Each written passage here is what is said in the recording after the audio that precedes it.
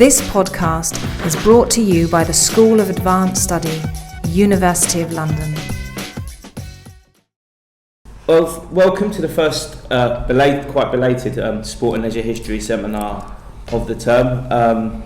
We've had to kind of rearrange and rejig the programme, so rather than the kind of standard 2 week, we were supposed to start on the 13th and have a seminar every fortnight after that, but rather than that we're starting today.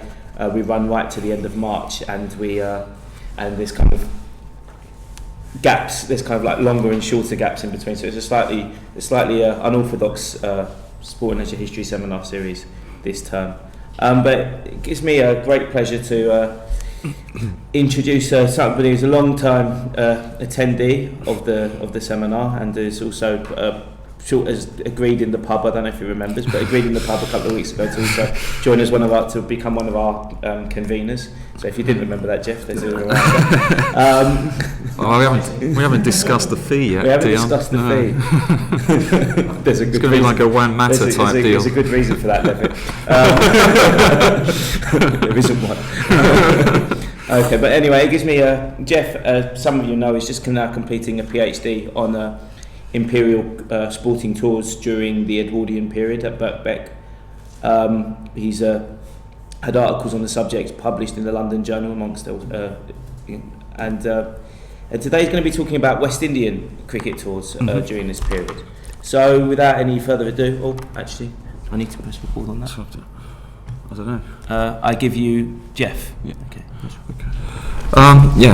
Thanks for coming along. As Dion said, this is part of my thesis, which I'm actually doing the final edit on now. So if there are any major flaws in this work, please don't tell me, because it's too late for me to change it. But if there are minor details, then I'm all for feedback about minor things.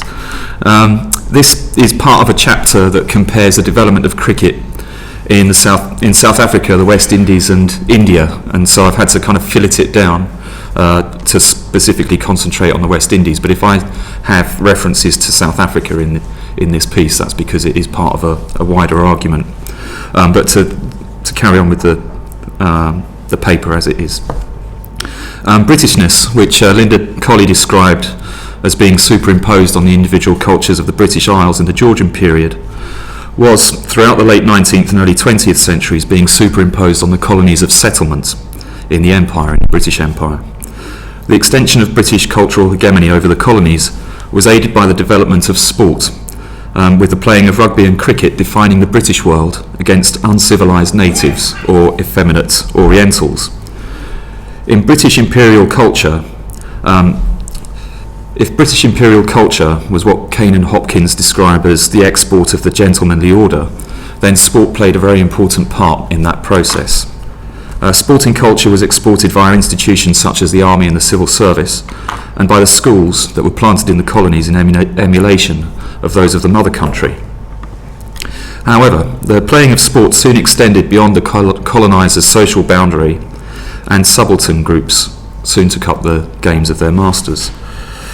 It's been argued that the role of sport in cultural imperialism was never an official colonial policy, but it was rather an informal means of reconciling indigenous peoples to the imposition of a foreign culture.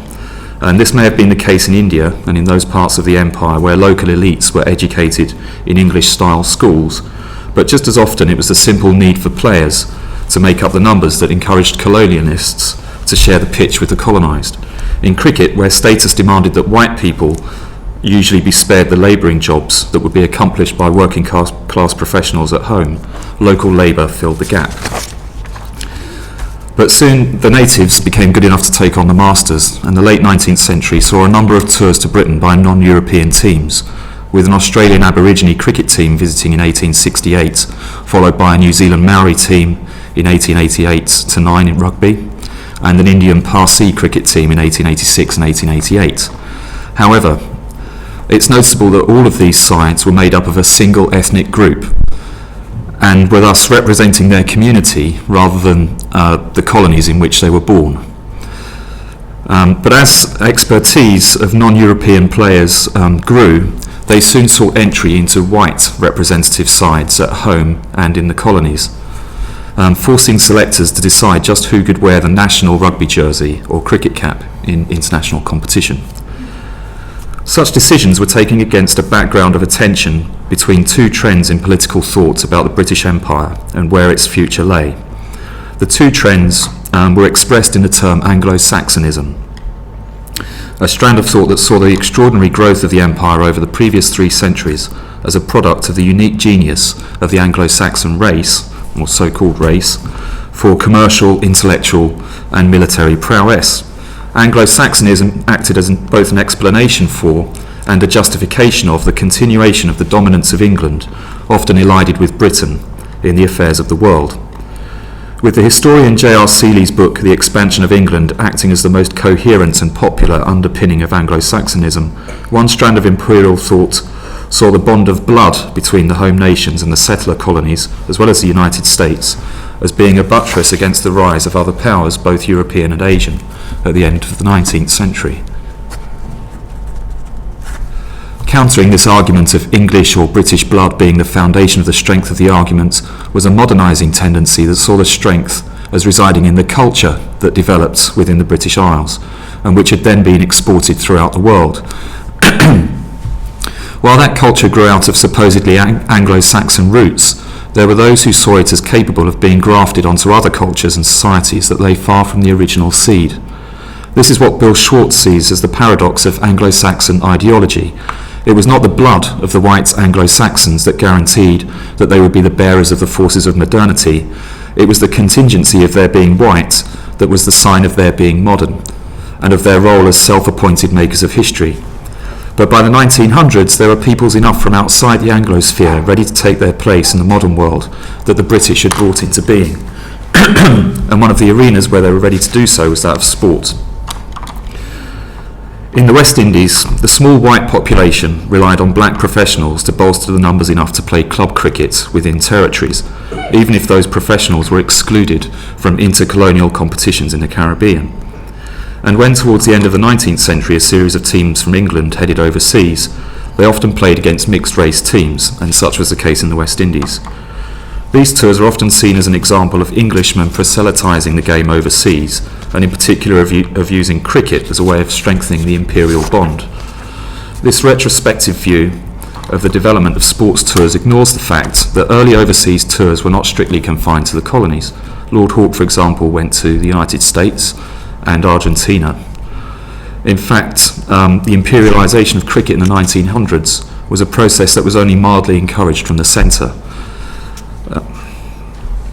The demand for tours was coming much more strongly from the colonies, encouraged by a group of individuals, Lord Hawke, Lord Harris, who were both big men at MCC, and Pelham Warner, a player and journalist. They were foremost among them. And these men had family and business connections that straddled the metropole and the colonies. Elsewhere I've discussed this process in terms of South Africa, but I'll skip that for now. The West Indies, in contrast to the rapidly industrialising South Africa, was in a position of relative decline in its economic importance to the empire. Few men or women were immigrating to the Caribbean as they were to the Cape and the Transvaal. The position of the white minority in the West Indies as a political and social elite was being challenged by black, Asian and Chinese groups who were becoming more wealthy, better educated and hungry for social reform. They were also clamouring for representation on the sports field, and the tours of 1900 and 1906 show the way in which cricket became a medium for discussing what it meant to be a West Indian, as well as for discussing the position of the West Indies in the imperial family. As Anne Spry Rush has argued, the 20th century was a period when black West Indians, even while they were pursuing independence, could still feel themselves to be as British as white Britons from home. Her argument that black West Indians were not just mere recipients of cultural imperialism, but rather participants in the development of a shared imperial culture, is given ample backing by the development of cricket culture in the Caribbean and its impact on the wider world. By saying black West Indians, I don't want to exclude Chinese and Indian West Indians. It just saves me having to say that the whole lot every time I mention black West Indians. Yet there's a lacuna in Anne Spry Rush's discussion of West Indian culture, and that is the identity of white West Indians. The binary relationship of colonizer-colonized often overlooks important middle groups, those colonisers who, through their long association with the colony, no longer feel themselves to be outsiders in a foreign land. The plantocracy of the West Indies, feeling as British themselves as any landholder in England, also came to feel the same pull of colonial nationalism in the late 19th century as did settlers in Australia, New Zealand and South Africa. But as a group, their history in the 20th century has been largely forgotten. While in South Africa mixed-race cricket was closed off in the 1900s, in the West Indies mixed-race teams were becoming the norm, indeed necessarily so, because without black players the white minority wouldn't have enough personnel in each colony to assemble a competitive team. The status of black players was complicated by the fact that conventions on who could or could not play against whites varied from colony to colony. White players, given that they were all from the landowning or professional classes, were amateurs and played for whites-only clubs. Black sportsmen formed their own clubs, and that had varying class and racial conventions for membership.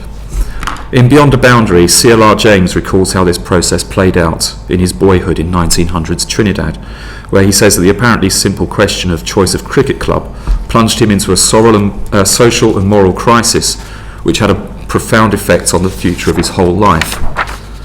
This was a pattern repeated across the Caribbean, where there were as many struggles over boundaries within and between the lower-ranked social groupings as there were within the white elite. When it came to the colonies playing one another at the end of the 19th century, once more each colony had its own rules about race that had to be negotiated in order for the games to go ahead. In Jamaica, Guyana and Barbados, professional, i.e. black players, were excluded, whereas in the more liberal and more racially mixed Trinidad, black players were selected. But when Trinidad went to Barbados, they had to leave the black members of their team behind. Yet Trinidad had been very successful. Their mixed-race team had beaten several English teams who toured in the Caribbean at the end of the 1890s. And the lesson for the other colonies of using all the available talent of the islands cannot have been lost on the Barbadians, since three of Trinidad's bowlers were actually Barbadians who had just gone to Trinidad to earn a living. As a result of the success of English trips to the West Indies, cricket trips to the West Indies in 1897, it was decided to organise a return trip by the West Indies in 1900. Pelham Warner, born and raised in Trinidad and son of the Attorney General, was a driving force behind the project. He was determined that for a West Indian side to be competitive in the mother country, it must include the best men of all races. And I quote, "These black men add considerably to the strength of a side, while their inclusion makes the game more popular locally and tends to instill a mutual and universal enthusiasm amongst all classes of the population." Warner was on Hawke's team during the 1897 tour, so he played for the English in 1897, while his brother was the captain of the Trinidad side. However, Warner's enthusiasm for colour-blind selection was not matched universally across the West Indies. Difficulty about who could be chosen to represent the West Indies was particularly demonstrated after the selection of a black working-class fast bowler for the 1900 touring party. Fitz Hines was a house painter, and he joined the Spartan Cricket Club, the only club in Barbados intended to serve upper middle-class black families. His membership was unpopular not just with his white elite opponents who refused to play against a working man, but also amongst members of his own club, some of whom designated him an undesirable member for similar reasons. Hines's selection for the West Indies was nevertheless pushed through, and he made the trip to England. This came at a cost. One white member of the team, H.A. Cole, refused to tour with Hines on the grounds that he was a professional and not an amateur. And the case echoes one of Crom Hendricks, who was a South African coloured bowler in the 1890s, was selected to come to England but was rejected by Cecil Rhodes, who told Pelham Warner that he wouldn't choose a black man to represent South Africa. So Hendricks was excluded, but in the case of the West Indies, it was H.A. Cole, the white player, who actually stayed at home so that Fitz Hines could make the trip. The social differences between the groups of colonies that comprised the West Indies and South Africa were the key to the greater acceptance of black participation in imperial sports in the Caribbean. Vivian Bickford Smith's concept of the Creole Elites can help to clarify the difference. In South Africa, the Creole Elites, which is a group of educated black middle class people, their desire to participate in civic society was closed off by the deal between the Boers and the English after the South African War, which carved up South Africa between the two of them and excluded black participation in politics.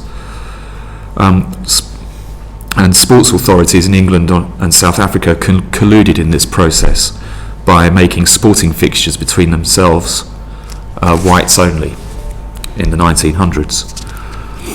By contrast, in the West Indies, in the sporting context at least, the white elite acted as advocates of the Creole elite, who were being educated in the schools modelled on those of the mother country, and whose former students were burgeoning as a black middle class.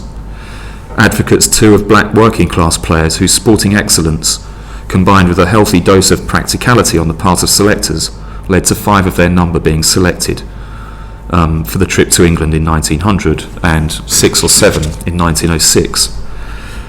Historians have tended to see cricketing relations between the mother country and the West Indian colonies in binary terms, with whites on either side of the Atlantic acting in a spirit that ranged from paternalistic tolerance of the black presence on the pitch to openly racist hostility in the press. Such writers see the team as supposedly being portrayed as, and I quote, a black force in spite of white leadership, and assert that the British press did not embrace them as fellow brothers of the empire. And this is a crude reading, and it doesn't recognise either variety of opinion in the British press or the fact that black West Indians themselves showed a great deal of agency in controlling their terms of engagement in the cricket team. While not denying that coverage of the tours was always inscribed within racist terms in Imperial journalism, there were multiple voices in the press and in the leadership of the sport, including many who saw the West Indians as part of the Imperial family. The tours by the West Indians to Britain in 1906 took place at a time of severe economic and social crisis in the Caribbean. A growing black middle class was taking advantage of the increased educational and employment opportunities offered by attempts to diversify local economies towards service industries. Yet the still dominant industry, sugar production, was threatened by European governments' subsidies to beet production, among other things. In response, plantation owners squeezed wages, which led to widespread destitution and malnutrition, as well as a series of riots across the region in the late 1890s and 1900s. Crucial to the economic fortunes of the plantocracy was their ability to lobby the imperial government for trade preference, and in this they were aided by the change in policy brought about by the arrival of Joseph Chamberlain as Secretary of State for the colonies. The leading voice for imperial preference, Chamberlain took a special interest in the sugar industry. Political lobbying on behalf of the plantocracy was rewarded with military action against their unruly employees. Troops were used down to put a riot in Montego Bay in 1902, and the governor of Barbados called out a warship in 1907 to intimidate striking port workers. The chief lobbying group for the businessmen of the West Indies was the West India Committee. This group was formed in the 18th century as a pro-slavery lobbying group, but by the 19th century its role was changing after the abolition of slavery. It was campaigning about bringing in sugar subsidies for the West Indies, and when those subsidies were brought in, it then became an advocate for West Indian business in all its forms, as well as a promoter of the West Indies as a politically stable and culturally British group of colonies. The committee also launched a series of cultural initiatives aimed at the mother country. The West India Committee Circular, which was a publication hitherto focused on industry, the sugar industry in particular, expanded its remit to include reportage on social and cultural activities with greater use of photography to publicise the benign nature of life in the islands, making it akin to a country life of the Caribbean.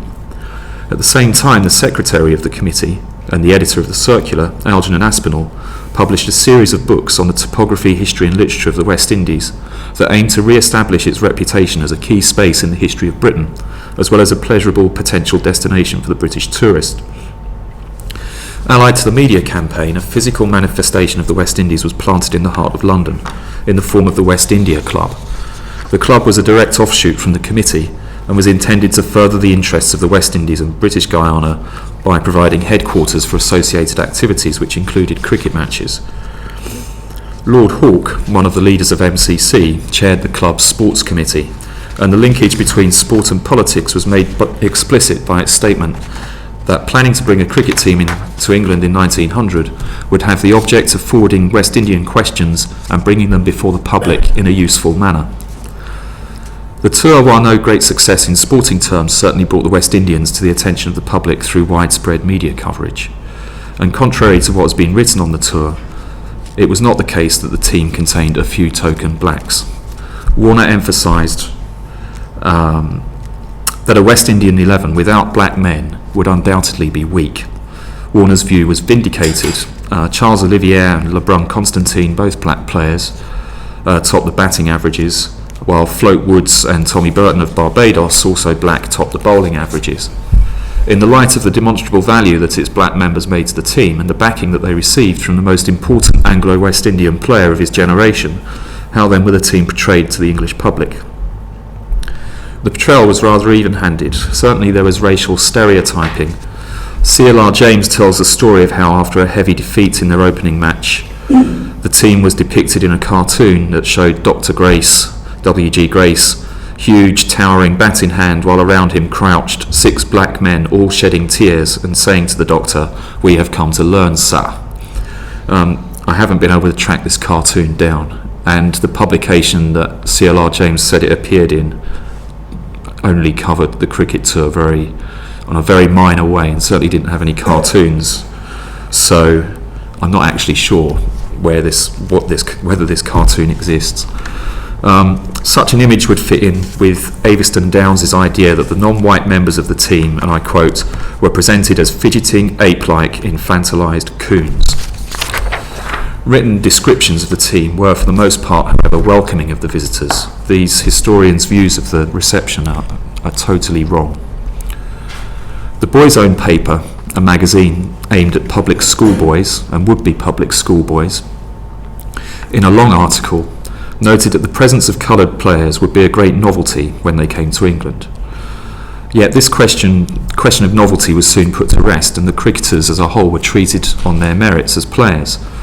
It had an interview with Burton, Tommy Burton, the black fast bowler, and the journalist mentions the controversy over the colour bar in the Caribbean, before going on to say there is no reason why the indifference of race should not be abolished. So he was pro-abolishing racial division in the Caribbean. Burton's status, together with George Learmond, another black member of the team,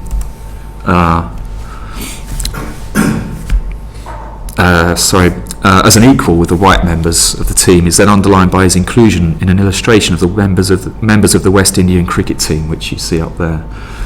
Burton is at bottom left, yeah, and Learmond is bottom right. And they're presented here as just being regular men, the same as the white members of the team. The captain is W.C. Nock, is just above Learmond there. So they're not picked out in any particular way as being different. Clem Cicheran has also shown how the cricketing press quickly recognised the excellence of the black players, quoting from an extended interview with Float Woods before the end of the tour in Cricket magazine. While there may have been some racial stereotyping of the team, it was limited. Those who had contact with the team and those who managed the tour took no part in such practices. At the end of the 1900 tour, the West Indian Club held a dinner for the players and a collection of Imperial grandees. In an after-dinner speech, Lord Harris, who was also one of the big men at MCC, stated that, and I quote, "I dare say there are lots of people in England who are ignorant as to who the West Indians were. I was asked, 'Now who are these gentlemen who are playing here?' Well, I said, 'I do not know, they come from the West Indies.' 'Yes, but what race are they?' I said, 'They are Englishmen. I do not know what other race they are. They happen to be Englishmen who happen to reside in the West Indies.'" This quote goes to the heart of the project of the West Indian Tour, which was to persuade the British public of the place of the West Indies in the Imperial family, equal to Australia and South Africa. The more interesting aspect of the idea that the team was made up of Englishmen who happened to reside in the West Indies was that this gave black cricketers the same status as their white counterparts. In 1906, this equality of status would be more overtly asserted by members of the team and more explicitly challenged by the British press. This is 1906, the rejection of mixed cricket. In the winter of 1905, preparations were undertaken for a fresh visit by the West Indians to England, with the twin political aims of fostering closer union between the colonies and of promoting the colonies to the mother country. Such aims were underlined in the circular, which argued that good will result from the point of view of sport, but also because of the spirit of homogeneity and cooperation which it will impart to the colonists in the West Indies. The visit will serve to draw an increased amount of attention to our West Indian colonies, with which many will be induced to make greater acquaintance. One can see, if not homogeneity, then racial cooperation as being one of the key ideas of the promoters of the tour. In the issue of the circular published in London in the same week that the West Indian players arrived in England, there is a picture taken by A.E. Aspinall. The picture is of a group of black boys playing cricket with an older black man or youth who has his back to the camera. The caption is "Youthful Cricketers," with no further comment on the picture in the text of the journal. However, the picture can be read as an illustration of the racial politics that the tour was intended to portray to the mother country. The boys are neat and tidy, although obviously not affluent enough to be able to buy the type of cricket kit that white West Indians would be able to buy. The pitch that they play on is improvised, but it is nevertheless a recognisable cricket pitch, and the poses they have struck show the postures of people who play the game regularly. It's an ordered scene, and one that is reminiscent of many scenes of white working class boys playing games in England that appeared at the same time in the English press. The only difference is that these boys are black. That they are not racialised by the caption but merely called young cricketers puts them on the same plane as any other person who has taken up the game. The picture legitimises the presence of black players on the field, while at the same time demonstrating their subordinate economic position as regards the kit that they play with and the pitch that they use compared to their white counterparts in the Caribbean. The message of racial inclusivity was further underlined at the dinner given to welcome the West Indians to England. Sir Cavendish Boyle, Vice President of the West India Club and former Governor of British Guiana, gave the keynote speech in which he tied in Anglo-Saxon values with both white and black members of the team, calling them West Indian Anglo-Saxons. In his peroration, he expressed the equivalent status of the members of the team, white and black, professional and amateur,